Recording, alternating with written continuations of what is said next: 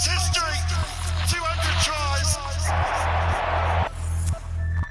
James Rodwell equals the consecutive tournament list. 68 in a row.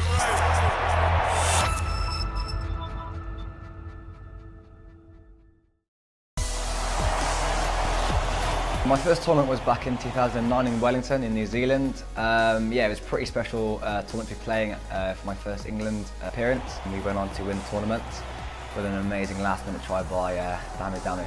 All the training kind of never really prepared you for playing, especially in Wellington as your first, playing in front of 20, 30,000 raving, crazy people. It was an amazing experience and one of my many fond memories of playing sevens.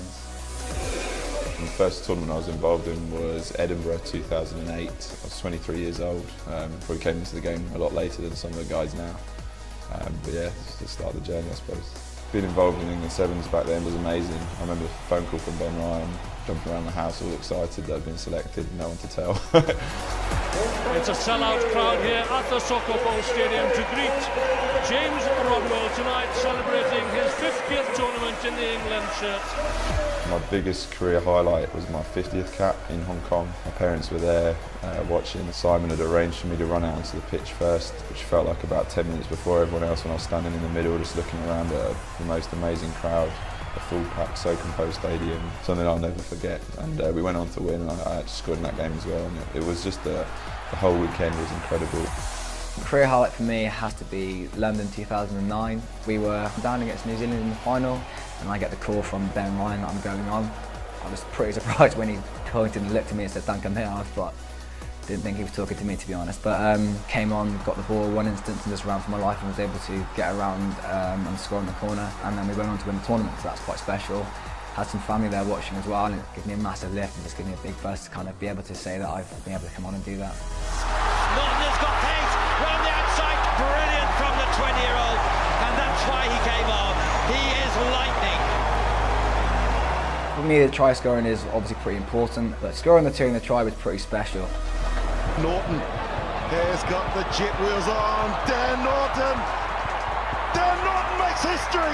He becomes the second Englishman to score 200 tries. Playing in Hong Kong is amazing regardless, but to be able to say that, you know, I've scored 1,000 points and scoring 200 tries is just amazing. It came from the kick from sticky hands Tom Mitchell. Then I just kind of chased it, got some nice bounces and was able to get the ball over the line. By a few kicks from my left leg, right leg, got it down and then just had a lot of energy and just felt, you know, a massive buzz. It's quite an amazing feeling. James Rodwell equals the consecutive tournament list, 68 in a row. An outstanding servant to English rugby in this England team.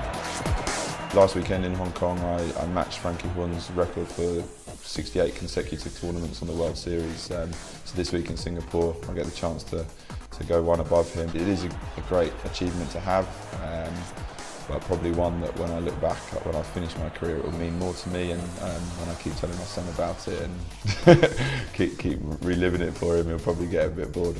He makes a big impression in every game he plays, James Rodwell. James has been quite a special player, to be fair. You know, for him to be able to play in as many consecutive tournaments as he has is pretty special. You know, he has some great values, some leadership skills, and being able to back a rugby ball and win a few lineouts is pretty special. But he works hard in every game, and he's I don't really want to say this, but a phenomenal athlete for his age. He'll give you windburn. He's got home run speed. He's just got too much class, Dan Norton.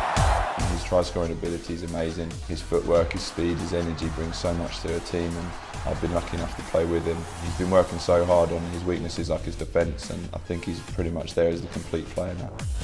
What a tackle from Dan Norton. I've had to adapt quite a lot, to be fair. I think most people knew beforehand I wasn't one of the best defenders. I was more about, you know, trying to get the ball and scoring a few tries. I'm pretty competent and, you know, happy in those areas now, and feel, you know, I've improved as a player. The main focus point for me has probably been the Olympics. The elephant in the room, everybody's kind of been looking towards. To be able to represent Team GB with some absolute legends who have represented the shirt would be pretty phenomenal. And just the legacy, obviously, you know, to say to my son and to show him pictures when he grows up. But you know, hopefully, you know, I've been able to potentially feature the Team GB would be pretty amazing as well, pretty special. The Olympics has been massive for me. And when I first started, it wasn't even on the horizon. You were playing for World Series titles each year, and the World Cup, Commonwealth Games was the pinnacle. 6 years ago when it got announced, I was thinking, have I still got it in my legs to to still be involved in 6 years' time? And as the years have gone on and I've still been here, it's become more of a reality, and you know, I've been putting my hand up and trying my very best to get selected for Great Britain. It's huge for me and it's huge for the game, and it's only going to raise that profile as the years go on.